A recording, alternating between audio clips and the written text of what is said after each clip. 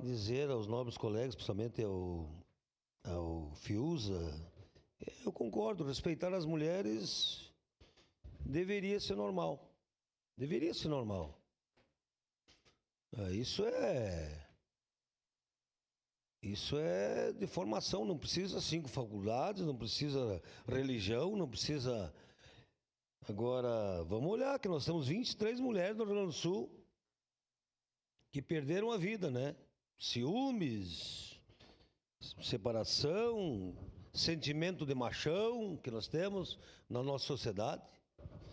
Então, é muito triste os números do Rio Grande do Sul. 75 mil com medidas protetivas. E nós estamos aqui 1h30, né, discutindo um assunto